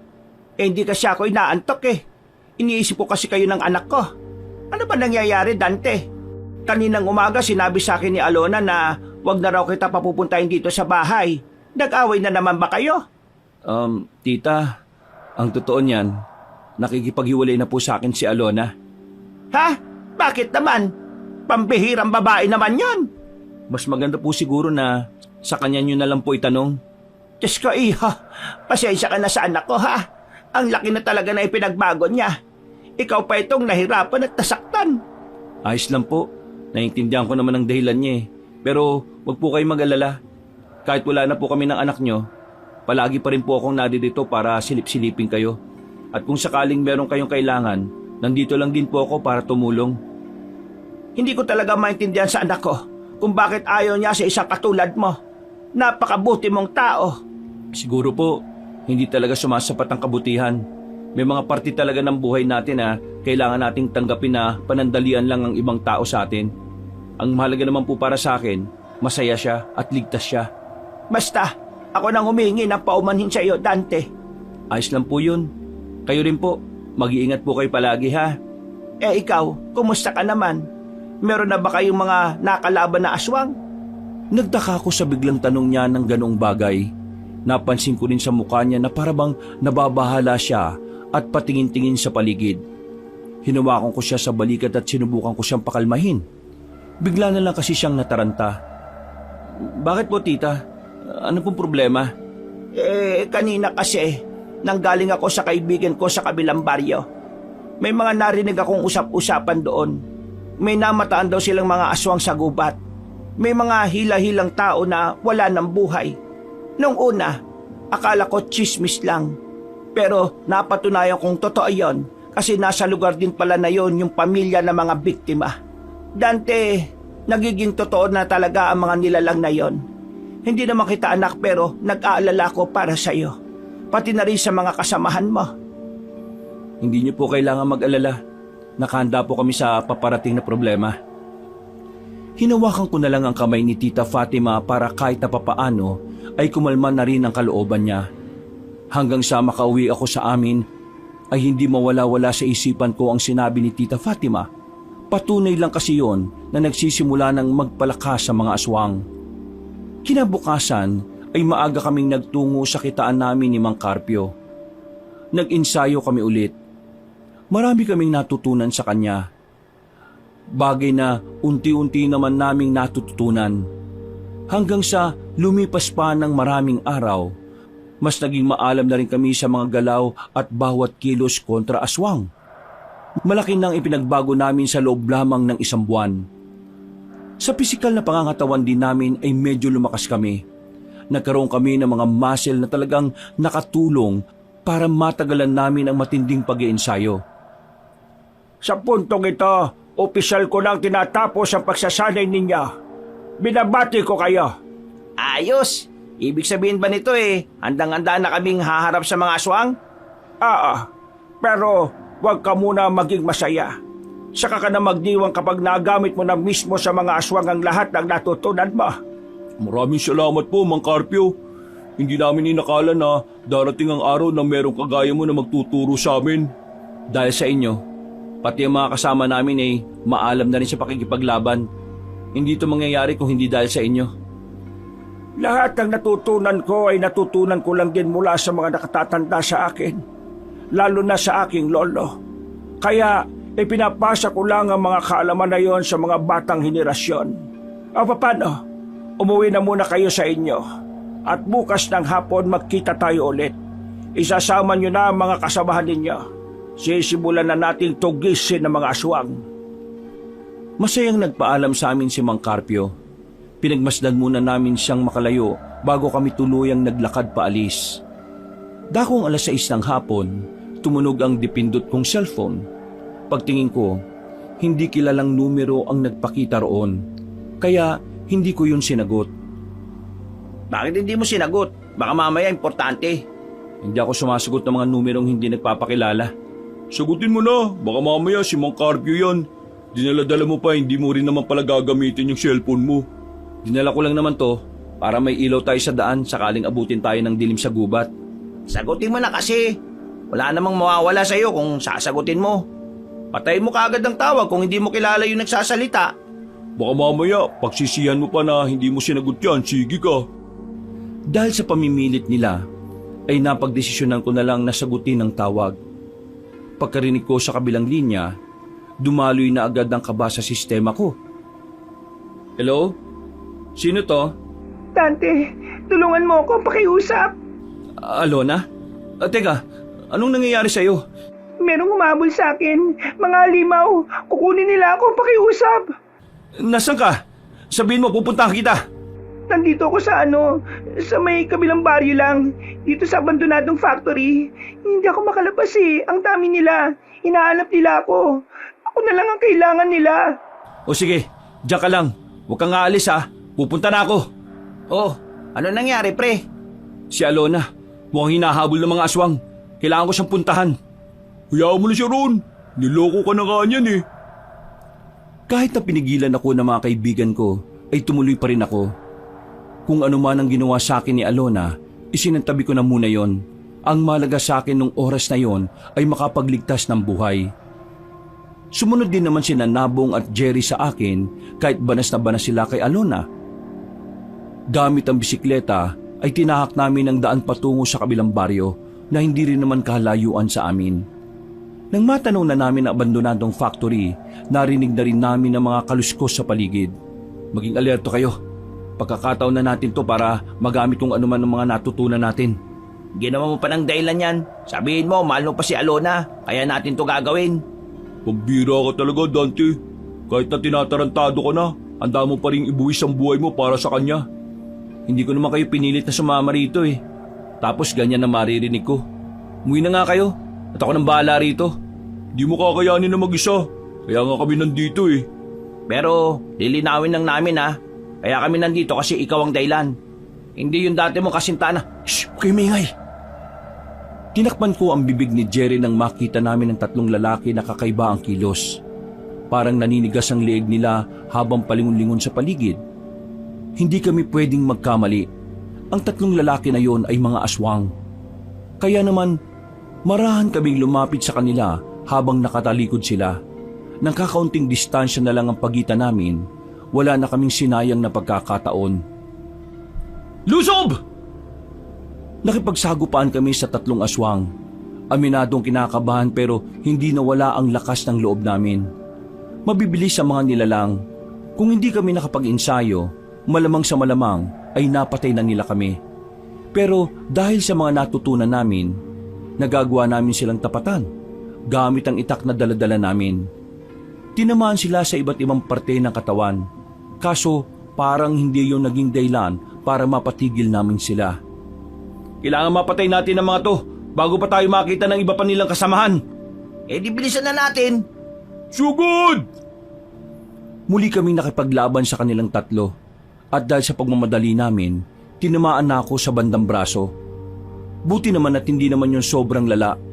Daplis lang kaya naigagalaw ko pa naman ang braso ko. Makalipas lang ang halos 5 minuto, nagawa na rin namin silang paslangin. Tuwang-tuwa kami dahil yun ang unang pagkakataon na nakapatay kami ng aswang. Parang mas lalo kaming nagkaroon ng dahilan para maging matapang. Tara, pumasok na tayo. Nagmamadali naming pinasok ang abandonadong factory. Binuksan ko kagad ang ilaw ng dipindot kong cellphone para ilawan ang loob. Marahan kaming naglalakad. Nang tutukan namin ang kaliwang banda kung saan nakatambak ang mga kinakalawang na drum, doon namin nakita si Alona, nakasiksik at nanginginig sa takot. Alona, kami to, huwag ka na matakot. Dante! Tara na, umalis na tayo dito. Pero marami sila. Pag-alagala lang sila. Puro babaeng kinukuha nila. Yung isa kong kasabayan sa paglalakad natangay na rin. Natatakot na ako. Sus, arte. Sumama ka na. Hindi ka naman mapapahama kasi nandito na yung tagapagligtas mo. Tagapagligtas mo lang, niloko mo lang. Tumayo ka na dyan. Mas malalagay tayo sa alanganin kapag nagtagal pa tayo rito. Dante, marami sila. Diyos ko, baka magdrama ka pa. Tayo na! Nagmamadaling tumayo si Alona. Kumapit pa siya sa braso ko habang papalabas kami ng factory. Tiningnan na muna namin ang buong paligid. Wala kaming nakitang aswang kaya dali-dali na kaming lumabas. Pero nang nasa kalsada na kami, muli naming narinig ang malalakas na angil. Meron din kami mga narinig na sumisigaw ng mga kababaihan. Alona, mauna ka na umalis. Ha? Pababayaan niyo akong maglakad mag-isa? Anong tingin mo sa sarili mo, Reyna? May alalay kapag naglalakad? At saka, baldado ka ba? Marunong ka namang maglakad ah. Ibig ko sabihin, baka mamaya may makasalubog na naman akong halimaw. Di maganda. Kung ayaw mo, dito ka muna. Huwag kang lalabas dito kahit ano mangyari. Babalikan ka namin dito kapag nailigtas na namin yung ibang mga babae. Uunahin mo pa talaga yung ibang babae kaysa sa akin? Oo, hindi ba pwede? Ikaw nga, inuna mo ibang lalaki kaysa sa akin eh. Umangal ba ako? Aray mo! Boom! Basag! Hindi ko na hinintay pa makapagsalita si Alona. Iniwan na namin siya sa gilid ng bahay. Kahit na masakit na ang braso ko, hindi ko yun pinansin. Nakatuon ang atensyon ko kung paano namin maililigtas sa mga babae na kinuha ng mga aswang. Nang makarating na kami roon, napatago muna kami sa halamanan nang makita namin ang mga aswang na nasa bakuran ng lumang bahay.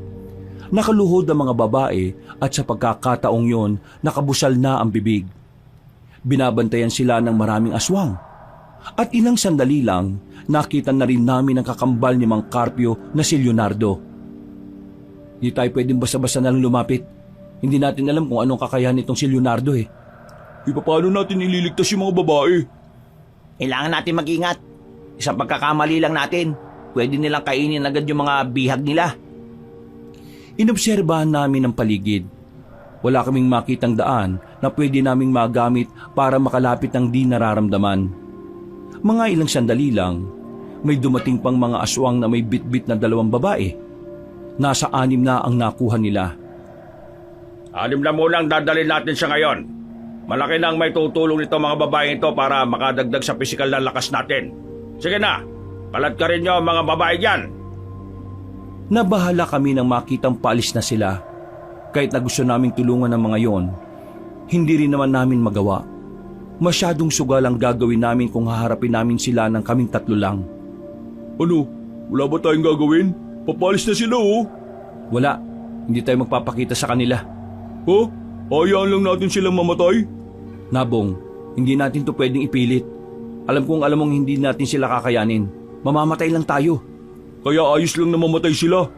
Hindi ayos yun. Ano ka ba naman? Ang sinasabi ko lang naman, kailangan nating piliin ang sarili natin ngayon dahil mas wala tayong magagawa kung pati tayo mamamatay. Masakit mang isipin, pero may mga pagkakataon talagang wala tayong magagawa. Hindi natin sila pababayaan. Susundan natin sila ngayon. Aalamin natin kung saan nila dadalhin ng mga babaeng yon at saka natin sasabihin kay Mang Carpio. Paano kung pagbalik natin, pinatay na nila yung mga babae? Hindi natin makokontrol ang sitwasyon, Nabong. Kaya gawin na lang natin kung ano makakaya natin. Kung sakali mang ganun na mangyari, wala na tayong magagawa. Pero ipagdasal na lang natin na sana buhay pa sila pagbalik natin. Kahit na delikado at palihim naming sinundan ng mga aswang, wala silang kamalay-malay na nakabuntot kami sa kanila. Makalipas lang ang halos kalahating oras na paglalakad, natanaw namin silang merong pinasukang butas, parang isang lagusan papunta sa ilalim ng lupa. Sa puntong yon, hindi na kami lumapit sa kanila. Sapat na para sa amin na malaman namin kung saan sila naglulungga. Agad na rin kaming umalis doon.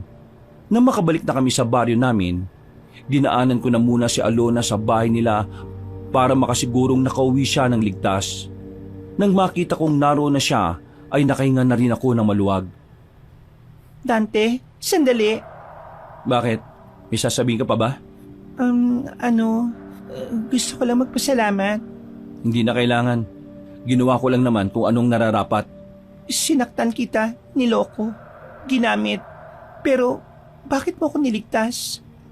Kagaya nga na sinabi ko, ginagawa ko lang kung ano ang nararapat. Hindi kita niligtas kasi may nararamdaman pa ako sa'yo. Niligtas kita dahil misyon naming makapagligtas ng buhay. Sa susunod, huwag ka nang uuwi ng alanganin ha. Maraming aswang ang gumagala ngayon para manguha ng mga babae. Maawa ka sa nanay mo.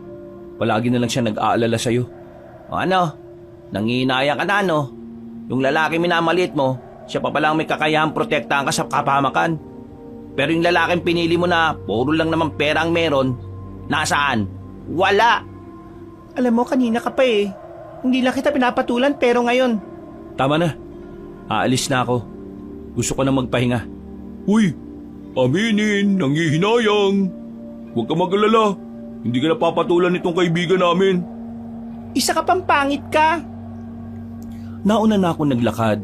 Hindi ko na nilungon pa si Alona. Pag-uwi ko ay siya pa rin ang iniisip ko. Aminado naman kasi talaga akong may nararamdaman pa rin ako sa kanya. Pero dahil nga sa misyon na kailangan naming gampanan, kailangan kong kalimutan kung anuman ang pagtingin ko kay Alona. Kinaumagahan, wala na kaming sinayang na oras. Hapon pa dapat ang pakikita namin kay Mang Carpio, pero kakasikat lang ng araw ay agad na rin namin siyang pinuntahan sa lugar niya. Mabuti na lang ay naabutan namin siya roon na abalang nag-aayos ng mga pananim nitong halamang gamot. Ah, bakit kayo narito? Ang sabi ko ay mamayang hapon ba tayo magkikita? Mang Carpio, alam na namin kung saan nagkukuta ang mga aswang. Kailangan natin silang lusubin. Meron silang mga bihag na babae. Teka, sigurado na ba kayo dyan? Napalaban kami kagabi kasi niligtas namin yung dating syota nitong si Dante. Bukod doon, may mga kababaihan na kinuha. Nakita rin namin si Leonardo doon. Siya yung namumuno sa mga aswang. Kung hindi tayo magmamadali, baka hindi na natin maabutang buhay yung mga babaeng yun. Kailangan natin sila iligtas. Ihanda niyo mga tao ninyo. Ihanda ko rin naman ang sakin. Makita tayo sa tagpuan. Dali-dali namin binalikan ng iba naming kasama. Na makumpleto na kaming lahat, ay agad na rin kaming nagtungo sa tagpuan. Ilang minuto lang, dumating na rin si Mang Carpio kasama ang 10 manunugis. Ayon sa kanya, bitirano na rin ang mga yon kaya malaki ang may tutulong na mga yon sa labanan. Wala pang 8:00, umalis na rin kami. Nagsimula kaming maglakbay at makalipas nga lang ng ilang oras, nakarating na rin kami sa lugar. Nakatago lang muna kami sa gilid habang nag-oobserba sa paligid. Mang Carpio, yung nakikita mong tambak ng dayami, ayan yun, may butas dyan pababa, may lagusan papunta sa ilalim ng lupa. Hindi pa rin nagbabago si Leonardo. Ugali pa rin niyang maglungga sa ilalim ng lupa. Sandali kaming nanatili sa kinilalagyan namin para pakiramdaman ang paligid. Nang masigurong walang makakakita sa amin, ay agad-agad na kaming lumabas. Nauna na akong bumaba sa lagusan. Sumunod din naman sila kagad kaya dali-dali din naming tinahak ang ilalim ng lungga. Pero sa kasamaang palad, wala na kaming inabutan doon. Tanging mga bakas na lang ang natira. Wala na rin ang mga babaeng bihag. Sa tingin namin ay nakakutob na si Leonardo noon.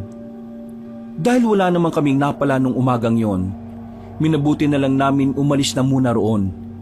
Dismayado kami dahil talagang pinaghandaan namin ang pagkakataong makakaharap na namin ng mga nilalang.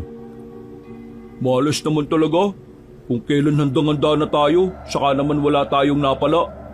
Nakakasiguro kung naramdaman nila kayong sumusunod kagabi. Kilala ko si Leonardo. Hindi siya basta-basta mauutakan. Hindi ba dapat hinintayin na lang muna nating sumapit ulit ang gabi? Baka mamaya bumalik sila ron. Hindi na bumabalik ang mga aswang sa mga lugar na alam nilang natuntun na ng mga kalaban. Ugali na talaga nilang magpalipat-lipat. Paano yan ngayon? Saan naman natin sila hahanapin? Hindi natin sila hahanapin. Anong gagawin natin? Maghihintay? Magbabantay. Maghihintay. Wala tayong ibang pwedeng gawin kundi yun lang. Ngayong parang alam na nilang meron ng tumutugis sa kanila. Nakasisiguro kung nag-aanda na rin sila na kalabanin tayo. Bumuntong hininga na lang ako ng malalim. Makalipas lang ang ilang oras na paglalakbay, ay nakarating na rin kami sa ilog kung saan ang aming tagpuan. Doon na kami naghiwa-hiwalay. Sa mga sumunod na araw, mas naging abala kami sa pagbabantay sa baryo namin. Pati na rin sa mga kalapit na baryo na maaring puntahan ng mga aswang. May mangilang-ilang aswang din naman kaming namataan noon, pero hindi sila tumuloy na labanan kami. Ang kutob namin, nagmamanman lang sila sa paligid. Nako Dante, mabuti naman at napadaan ka. Pasok kayo. Sumama na rin kayong dalawa. Sige na, meron akong nailutong tsampurado rito. Nakakaya naman po. Salamat na lang po, tita. Anong nakakaya? Kaarawan ko naman ngayon Ako nga ang dapat mahiya kasi tsampurado lang ang handa ko. Nagkatinginan kami magkakaibigan. Sinamahan na lang namin si Tita Fatima para kahit papaano maging masaya naman ang kaarawan niya. Napakamot na lang din ako sa ulo noon kasi nawala rin sa isipan ko. Maya-maya lang, hinainan na rin kami ni Tita Fatima ng masarap niyang tsampurado na mayroong pang gatas sa ibabaw. Panay ang silip ko noon sa loob pero hindi ko naman makita si Alona. Mga bandang 4:00 na ng hapon, nakaramdam na rin kami ng hilo. Pinainom kasi kami ni Tita Fatima ng lambanog. Ah, tama na yan. Namumula na mga mukha ninyo. May mga tama na kayo. Aling Fatima naman kasi, ang sarap ng tsampurado at lambanog Pakiramdam ko, makakalimutan ko ang pangalan ko sa sobrang sarap. Teka, ano nga bang pangalan ko? Ikaw si Bornek. Bornek na aanik-anik. Oh, baka magkapikunan na naman kayo niyan ha. Tita Fatima, maraming salamat po sa palambanog at patsampurado nyo. Masarap po. Masaya po kami. Dapat nga akong magpasalamat sa inyo. Kasi kahit na wala rito yung anak ko pinasayan niyo ako. Nasaan po ba si Alona? Sinabihan ko ng wag gagala yun eh. Ang sabi niya kaninang umaga pag-alis niya, bibili lang siya ng pansit sa bayan. Pero mukhang dumiretso na naman sa mga katrabaho niya. Wala namang pasok yun ngayon eh. Ay nako, pambihira talaga. Hindi talaga siya masabihan kahit na kailan. Hayaan mo na. Ang mahalaga naman sa akin ay nandito kayo at napasayan niyo ako. Kahit na papaano nagkaroon ng kahulugan ng kaarawan ko. O siya. Umuwi na kayo para makapagpahinga na rin kayo. Nagpaalam na rin kami kay tita ng mga sandaling yon, Kabanong. Paggewang-gewang na ang lakad ng dalawa kong kasama. Habang ako naman ay medyo nahihilo na rin pero tuwid pa rin naman ang tingin ko sa daan. Noong mga oras na yon ay nawala na sa isipan namin ang posibilidad na pag-atake ng aswang sa araw na yon. Nakampante kami at ang tanging nasa isip na lang ay makapagpahinga. Diniretso ko na lang din si Nabong at Jerry sa bahay ko, tutal mag-isa lang naman ako roon. Bagsag kagad ang dalawa sa papag. Habang ako naman ay sa lapag na lang humiga. Hindi ko na namalaya na nakaidlip na pala ako. Ha? Ano yun? Nagising na lang ako dahil sa mga narinig ko. Pagbukas ko ng bintana, natanaw kong nagkakagulo mga tao sa hindi kalayuan. Mabilis kong ginising ang dalawa kong kaibigan. Pinagsasasampal ko sa mukha kaya bumangon sila kaagad. Bakit ka ba nananampal? Nakakainis. Naantok pa ako eh. Ba problema? Nakakagulo ngayong gabi. Maghanda kayo. Ha? Nagkakagulong alin? Namulagat ang mga mata nila. Dito nila napagtanto kung ano ang nais kong sabihin. Kanya-kanya kaming kuha ng itak namin sa likod ng pintuan. Paglabas namin ng bakuran, mula sa kinatatayuan namin ay natanaw na namin ang mga aswang. Dali-dali namin pinuntahan yon. Mabuti na lang ay nauna na ang iba naming kasamahan na nakipaglaban sa mga nilalang. Medyo nakonsensya ako noon dahil wala kaming kamalay-malay sa mga nangyayari. Habang natutulog kami, marami na ang nasugatan. Nang makakuha na kami ng pagkakataon ay nagtipon-tipon na ang samahan namin. Sandali kaming nag-usap-usap kung ano ang mga gagawin. Nang magkaintindihan na kami ay muli kaming sumabak sa labanan. Pero hindi namin maiwasang hindi maluha sa dami ng aswang na nasa paligid. Ang dami nito! Hindi ba darating sila Mang Carpio? Hindi tayo tatagal sa mga to. Tibayan nyo lang. Kailangan natin makatagal hanggang sa makarating na ang backup natin. Makalipas lang ang halos 10 minutong pakikipaglaban, marami nang sugatan sa hanay namin. Kaya habang tumatagal, mas lalong nagiging malinaw para sa akin na hindi namin kakayanin ng mga aswang kung bilang lang ang labanan. Tulungan natin yung mga kasama nating sugatan, bilis! Sinamantala namin ng sandaling hindi umaatake ang mga aswang. Hinila namin ang iba para dalhin sa gilid. May malalalim na kalmot ang karamihan sa kanila. Dahilan para hindi na rin sila pwedeng sumalang sa labanan. Kahit na alam kong alanganin, hindi ako pinanghinaan ng loob. Sa halip, bumalik ako ulit sa gitna at hinamon ng mga aswang. Kinailangan kong doblehin ang tapang ko para malaman ng mga aswang na hindi namin sila aatrasan. Ano? Bakit kayo tumigil? Kalabanin niyo ako!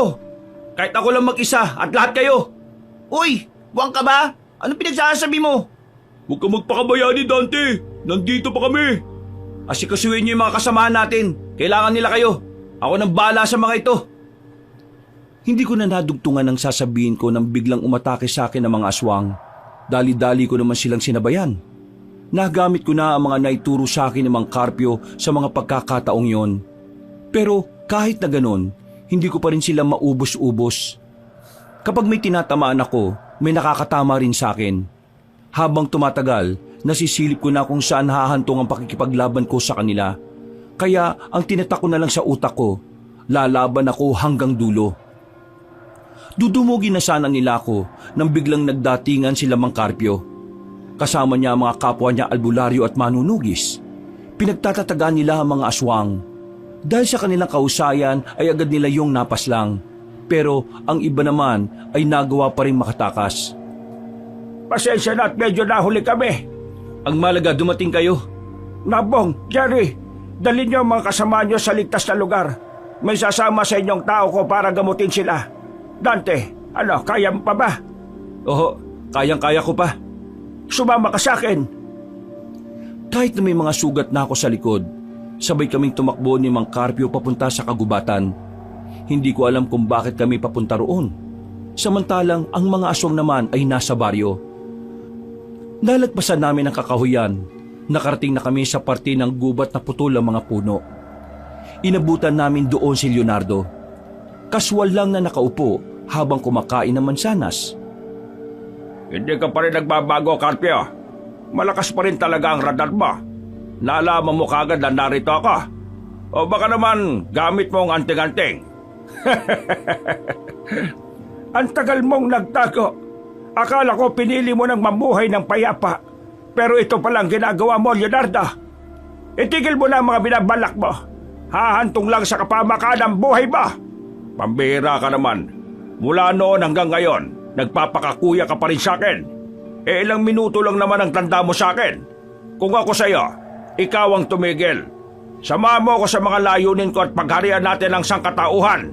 Alam mo na noon pa lang, malabong maging parehong pananaw natin. Kaya kung inaakala mong kukonsintihin kita sa kasamaan mo, nagkakamali ka. Hindi kita pinipilit, Carpio. Binibigyan kita ng pagkakataon na pumili ng mas makabubuti para sa'yo. Kung sasama ka sa akin, wala nang makakapigil sa ating dalawa. Ikaw ang pinakamalakas na albularyo at manunugis dito sa atin. Kaya wala na kahit na sinong nilalang na makapipigil sa'yo. Kaya sa'yo na mismo nang galing. Ako ang pinakamalakas at walang kahit na sinong nilalang na makakapigil sa akin. Ibig sabihin lang nun, hindi ka rin uubra sa akin. Kaya ikaw ang papipiliin ko. Itigil mo ito o mawawala ka sa mundong ito. Tumawa ng malakas si Leonardo para bang hindi niya siniseryoso ang sinasabi ni Mang Carpio. Ramdam na ramdam ko sa kanya na sobrang kampante siyang kaharap ang kanyang kakambal. Bagay na nagdudulot naman ng pagkabahala para sa akin. Hindi ko alam pero pakiramdam ko noon, malakas din talaga si Leonardo. Hindi ko alam kung bakit hanggang sa ganitong edad natin malakas pa rin ang loob mo. Dahil ba dyan sa kasama mo? Sino bang isang yan? Natatandaan na kitang binatilyo ka. Isa ka sa mga nakita ko sa harapan ng bahay ka. Bakit ka narito? Nandito ako para tulungan si Mang Carpio na iligpit ka. Iligpit? Ako? Nahihiba ka na yata. Tigilan na natin ang daldalan. Simulan na natin ang labanan. Bago tayo magsimula, gusto ko lang ipaalam sa iyo na pinaghandaan ko ang pagkakataong ito. Ibig sabihin, kaya-kaya kitang paslagin kahit na kakambal kita. Ikaw, kaya mo ba akong patayin? Manahimik ka! Nagulat na lang ako nang biglang tumalon ng mataas si Mang Carpio patungo kay Leonardo. Namangha ako sa ginawa niya. Hindi ko inakala na ganun pala ang kapangyarihan na meron ng anting-anting na dala niya. Kamao sa kamao ang naging laban nilang dalawa. Bawat suntok ni Mang Carpio ay siya namang nasasalag ni Leonardo. Sa unang bahagi ng laban nila, kitang-kita ko kung paano nakalalamang si Mang Carpio sa galaw at taktika. Walang magawa ang kakambal niya kundi ang umilag lang. Isang malaking pagkakamali mo na binigyan mo ko ng tsansang makaharap ka. Bakit ka nagpapakampante agad? Umiilag pa lang ako, kapatid. Hindi pa ako umatake. Nakakuha ng pagkakataon si Leonardo. Pero sa halip na si Mang Carpio ang aatakihin niya, nanlaki ang mga mata ko nang makita kong sakin siya patungo. Pero dahil maalam na rin ako sa pag-iwas, hindi niya ako nagawang tamaan. Pasimple ko siyang nasugatan sa tagiliran gamit ang hawak kong itak. Tinuruan ko ang batang yan, kaya hindi mo siya dapat maliitin. Wisit! Wisit! Kung yan lang ang kaya mong gawin, hindi ka mananalo kay Mang Carpio. Huwag kang boboses. Marami ka pang kakainin bigas. Tantanan mo siya. Ako muna ang labanan mo. Parang hangin na nakalapit kagad si Mang Carpio kay Leonardo. Dumapo agad ang kamao niya sa panga ng kakambal niya. At dahil doon, nakaramdam ng pagkahilo ang aswang. Sinenyasan naman ako ni Mang Carpio para umatake. Kaya naman wala akong pinalagpas na pagkakataon.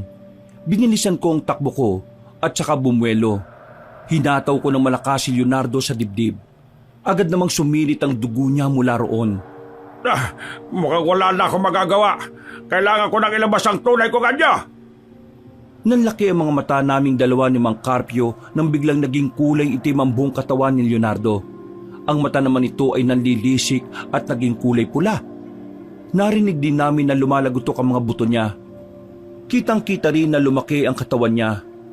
Bukod dito, kakaiba rin ang bilis na ipinakita nito at sa sobrang bilis, hindi na namalaya ni Mang Carpio na nasa likuran na niya ang kanyang kakambal.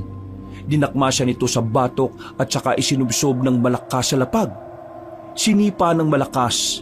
Tumalsik si Mang Carpio at tumama pa sa putol na puno ang katawan.